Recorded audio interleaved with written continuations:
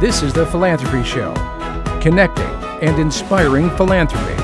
Welcome to the Philanthropy Show. I am your host, Luann Saraga Walters. Today is a very unique and special show. We have a special returning guest, Sara Leonard of Sara Leonard Group, who has created a new curriculum for a Udemy online course. If you are a CFRE, you're going to want to know about this. So this is about the complete, because I know we haven't had any, right? The complete development plan. Right. So tell me just a little bit about why that was important to create. It's important to create because I've seen in the organizations I've worked for and the organizations I work with, very few of them have a complete development plan. And when they have a complete development plan, it makes all the difference in their fundraising success. So for this philanthropy show, we're actually going to guide you over the course of the 3 segments within the show through just three of the lectures that Sara has put together. There are more than 20 lectures in the entire course. You're getting 3 of them with this philanthropy show, which are really fundamental to the development plan. One being the first segment, where are you now? So it's a review of all of the activities that you're currently doing, and you've created a worksheet to help guide them with that. Right. Many nonprofit organizations just keep doing the same things without ever pausing to make a list and look at what are all of the fundraising and development activities that they're doing. And I make a differentiation between fundraising and development because development is that whole umbrella of all the things you're doing to develop relationships with people on behalf of your organization, and the fundraising things where you're asking people for money. Excellent. Part 2 of the philanthropy show will go into then setting those financial goals. Where do you want to be? So what do we look at in that section? In that section, we talk about what's the right way and the wrong way to determine your financial goals and what's realistic. You could pick any number out of the air. It could be 1,000 or 1,000,000, but unless you've put some thought behind that number and how you're going to get there, it's not actually useful. This was actually really enlightening to me, too. I really enjoyed that particular lecture because you said some things that I went, oh, yes. I see that. I really appreciate it. I like it when she says that. And I also really enjoyed how you can put your plan then on a schedule. And you talk about creating a timeline in this particular lecture. Right. I'm a very visual person, and it has helped me through the years to list our activities in some kind of calendar. And it could be digital, it could be a literal calendar like a wall calendar, it could be post-it notes, whatever works, but it's some way to look at the span of 12 months and what we're expecting to do in each of those 12 months, because it could be that we front load our development plan and we're expecting to get everything done in the first quarter. That's not realistic. Whew. No, it's not. An exhausting first quarter. You don't want to do that to yourself. So this is a really enlightening philanthropy show. I hope that you enjoy it with Sara Leonard. Okay, we understand the difference now between fundraising and development and how fundraising plays a role in development. So it's important to take a look at what are the specific fundraising activities that you're already doing or that maybe you're planning to do and whatnot. So Sara, what is step 1? How do we go about this? Step 1 is to figure out where you are now. I'd like to use the mall analogy again. There's a great new mall that's opened near my house. And when I go with my family, we know particular stores we want to check out.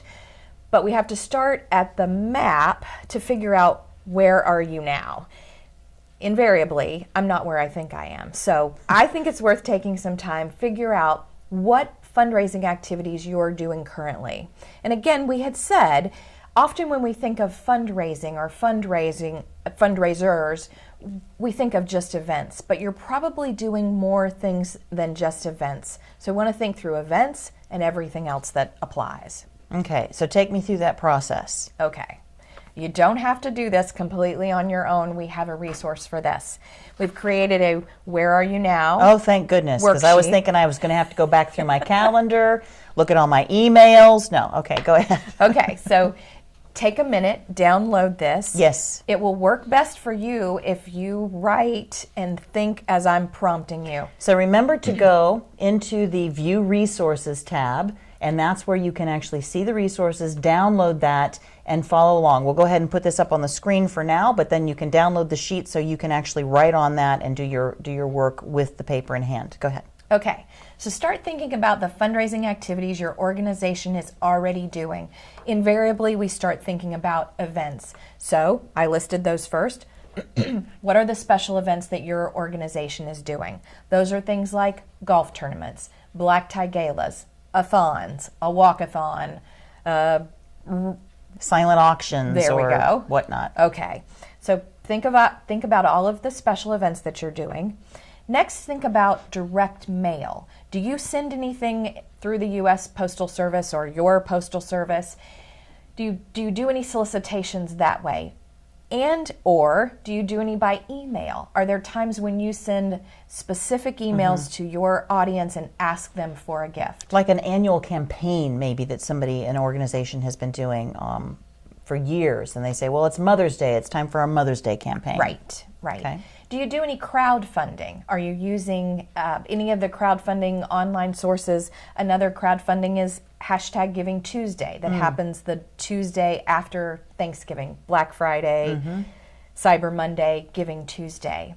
Another crowdfunding idea are local give days. Your area might have a 24-hour giving period, or your cause may have a month, a day, a week, where it's Breast Cancer Awareness Month and opportunities for you to be part of a large crowdfunding opportunity. That's a good thing to think of too, because there are a lot of special interest type months or weeks that could apply. Right. Okay.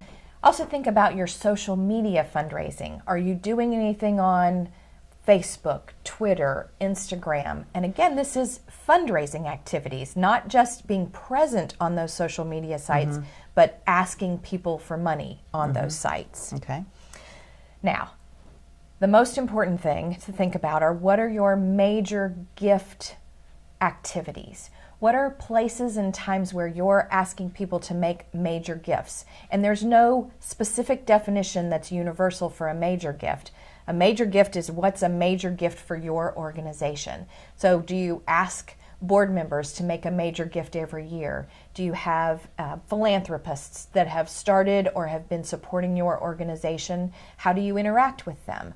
How do you thank them? How do you ask them for the next gift? That's also, maybe you have an endowment at your local community foundation, and once a year you have some donors, as Sarah was saying, who make a contribution to that endowment for the perpetuity of your organization. So there are a lot of different aspects to that. Can a major gift include a specific one-time event that maybe you've done?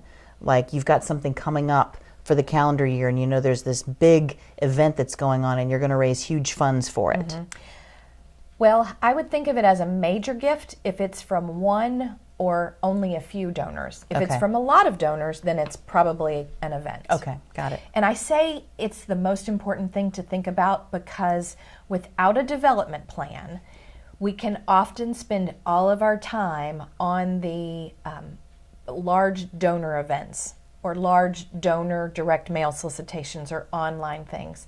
Major gift fundraising is usually done one-on-one with a person from your organization and the donor or the prospect. So would you put something like planned giving under major gifts, even though you don't necessarily, we can't estimate when somebody is going to pass and leave us that legacy, right? But would you put that on there? I listed it just under major gifts, but I listed it as its own thing. Okay. Because just like you said, we can't predict when they're going to pass away. We can take control of and make a plan for when we're talking to them about planned gifts. So are you already doing that? Because we're talking about where are you now?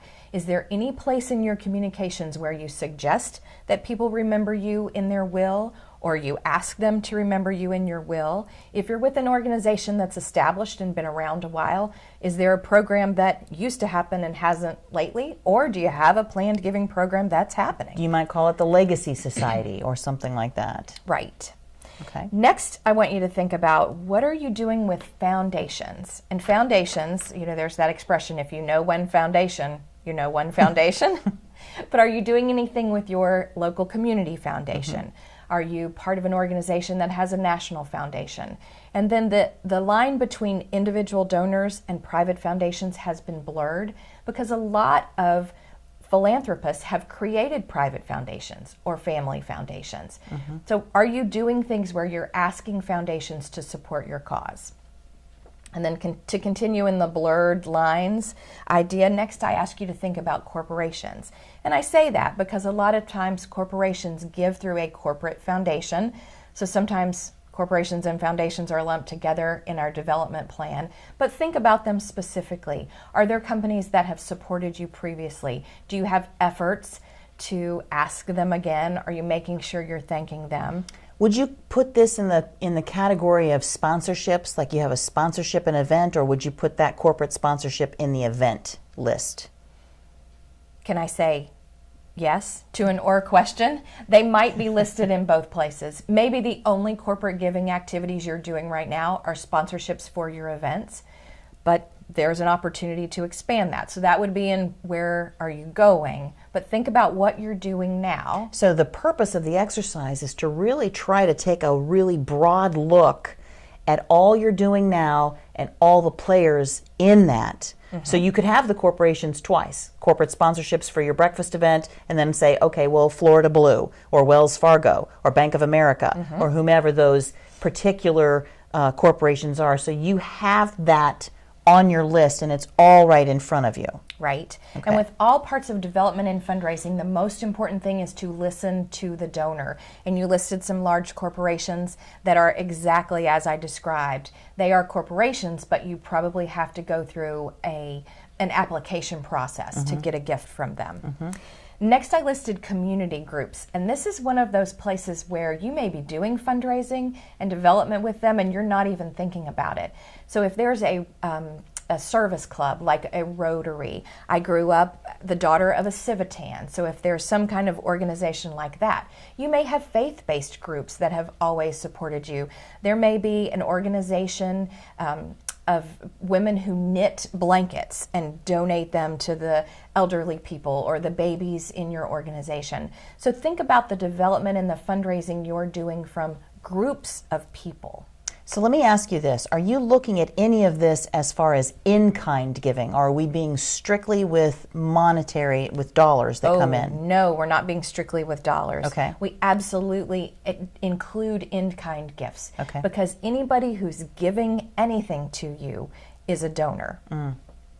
And following that fundraising cycle, it may start as an in-kind gift, but then it could also lead to dollars. But, you know, it's interesting.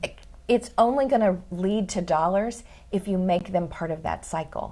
If you are sure that you're thanking them well and then cultivating them for additional gifts. Okay, and I'm glad that we took a pause on that in-kind, because I think sometimes we might be just listing with this list just those dollars. So the in-kind gifts, though, actually save your organization money. If you have somebody who has given you, for example, some hand-me-down computers or printers or whatnot, well, that's a few $1,000s that you've now not had to spend on those computers. So that in-kind is very important. Right, and let me challenge your thinking. You may have to go back up to the top of your list and look through this, because we're talking about in-kind gifts as small, but if you have professional services that are being donated to you, if your legal services are in-kind, if your accounting or accountants are doing an in-kind donation, it could be thousands of dollars. In one case, I know of a school that benefited from an architectural firm, and it was probably tens of thousands of dollars in kind. It's high value, and it's important to the donor. But what I think is interesting about this too, Sarah, and watching this, you may I'm having an aha moment at this current time, because I'm thinking of this activity, and we said first we want to review our fundraising activities and see what they are. But operations, the operation of the organization is a fundraising activity when you're talking about these in-kind services. Right. The lawyers, the accountants, the whatnot. So this is really a more expansive way of looking at fundraising than simply this event or this email campaign. It's really what pervasively are you doing with your organization. So this isn't something to just rush through. It's really something to take a deep dive. Thank you for putting this list together. Of course. That's incredibly helpful to be able to jog your memory. So, and it's the kind of list, if you're literally doing this with paper and pencil, you may want to leave on your desk for a couple of days, because when you go for lunch or you go home tonight, you're going to start thinking of other things that you forgot. So it's perfectly great to keep adding things. And in the thought process that every organization is special and every organization is different, I included other with a colon at the end. What are the things that I haven't prompted you, I haven't mentioned that your organization is doing? You may have activities you've done for years, or you may have activities that are brand new. But this is the space. If for some reason you have something that doesn't seem to fit in my categories, add it here at the bottom. excellent. Okay, so take a little bit of time and really be focused on this. And as she said, it may be something that actually, you think of something as you're driving home and go, oh yeah, we do that too. Maybe keep it in your Evernote app, creating notes, or use something that you can add to this list. But take some time, and then in the next lecture, we're actually going to be taking a look at what's working and what's not. So we'll see you there. Do you feel like you're on a hamster wheel of fundraising activities, trying to meet a goal that's always just out of reach? Then join us in Fundraising Success, the Complete Development Plan, a discussion-style course designed for both brand new fundraisers and experienced professionals to help you create a development plan to increase your fundraising results. Select the fundraising activities that actually work for your organization. Set achievable financial goals and meaningful strategic goals. Create a useful timeline of fundraising activities, and much more. If you're ready to create your complete development plan using resources you can use again and again to modify your plan annually, then enroll today, and we'll see you in class. Enroll today at thephilanthropyshow.com. Now we get to set the stage of where is it that we want to be? Where do we want to go? And the number one way of doing that is with our financial goals. So how do we look at that? How do we, set those financial goals? Okay. There is a right way to determine your financial fundraising goal, and there is a wrong way. We'll start with the wrong way. Okay. And many organizations do this. They take the amount of money that they need to operate, and they determine For the year, for the month? Usually for the year, Okay. in an annual plan or an annual budget. And then they figure out how much they have coming in from earned revenue, what they're charging their clients, what a person pays to enter a museum, those kinds of earned revenues. And then they determine what they have coming in grants, contracts, those types of things. And whatever's left between the amount they need to operate and the amount they earn in those areas is their fundraising goal.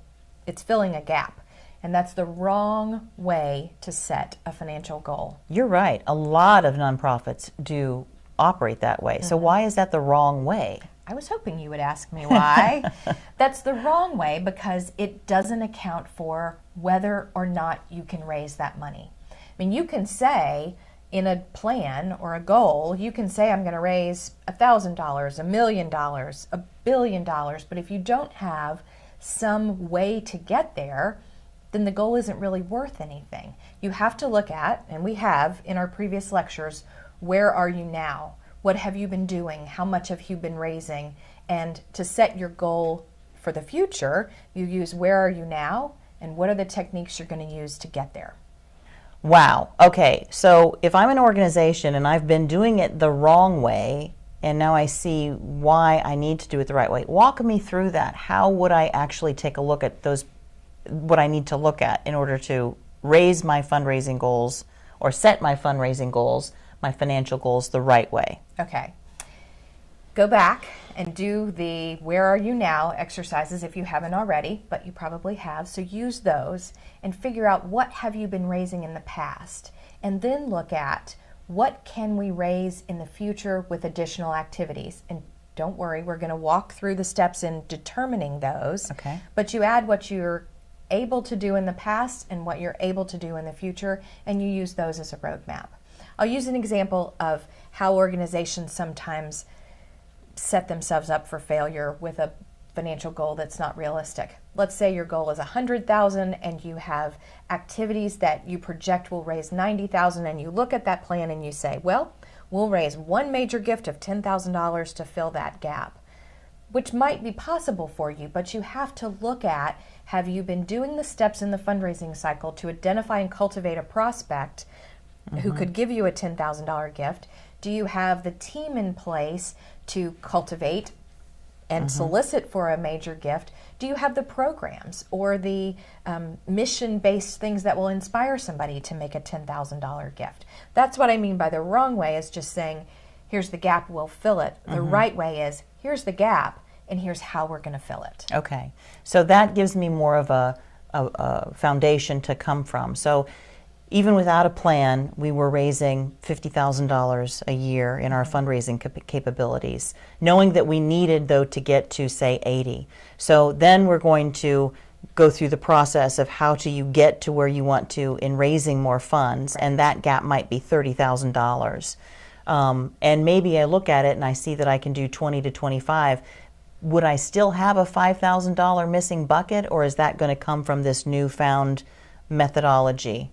It will probably come from the newfound methodologies. I love that she said that so well. You didn't even trip. I didn't even know it was going to come out of my mouth. Newfound methodologies. So, okay, that's good to know. So instead of saying, this is our fundraising, our financial goal because this is how much we need, it's, this is our financial goal because this is what we've done in the past. We know that this is what we can do in the future based on certain parameters and methodologies that we're going to put into place. Right. Okay. And that may be the same number. I mean, you may raise the amount that's needed to fill that gap, but you need the plan to support it, to guide you. It's we may end up at the same place on that map, but we have to know our path to get there. Well, that's exciting. So aren't you ready to know what that path might be? We'll get there in a few lectures. But right now, let's head into the next lecture for setting your strategic goals. It's said that a habit can be built in 3 weeks, so we've added a 4th week to anchor the experience. Over 28 days, you will do 28 different exercises designed to generate a greater awareness of all the good in your life. It might be within you, the value of other people, the blessings in your work, home, family, the good you're having flowing in your material life. Gratitude works in every area of our lives, and its benefits start immediately. We all have different areas that are easier for us to be more grateful for, and we have areas in our lives that sometimes we struggle to find any good. These exercises in this course are designed to cover a wide array of these areas, to give us practice in them all. And if you find that some are particularly challenging, be grateful. You've just discovered an area of potential growth. See how this works? So we will preview the exercises in short 2 to 3 minute videos to explain the intention behind each exercise and what each exercise can do to help change your life, create more peace, bring more joy, richer experiences, more meaningful relationships, and countless untold blessings into each and every day. Each day has a workout sheet in the resource section that you can download and print for the 28-day workout. To really benefit from this course, make it a personal commitment. Only you can benefit or not from being true to your daily exercises. Are you ready to unleash the power of gratitude in your life? Enroll today in the 28-day gratitude workout and start practicing exercises that make every day count. If you've made it to this lecture, then you have successfully looked at where you are, you've figured out who's on your team, you have looked at your activities to find their ROI, their return on investment, you've put them into place with the fundraising cycle, you have looked at the numbers and how you can craft a budget for each activity to actually lead up to and build your development budget, and now it's about putting it into a calendar, into a timeline. So How do we do this? Why is the timeline important? Well, a cliche comes to mind. There are only so many hours in the day. And there are only so many days in the year. That's right. And this is where we have to get real about which days are which thing. Okay? So The worksheet that we did on each activity that seemed like a lot of time filling out lines, this is where your work is going to pay off, because the bottom section of that is a timeline with a deadline, a task, and who's responsible. So now you take each of the deadlines you set for each of the activities you plan to do, and you roll those up into a master timeline. wow. Do you set a priority in some capacity or some fashion? Hopefully, this exercise will force you to set a priority, because everything can't be done. And this is again where you may have to look at one of your activities and decide this isn't going to fit.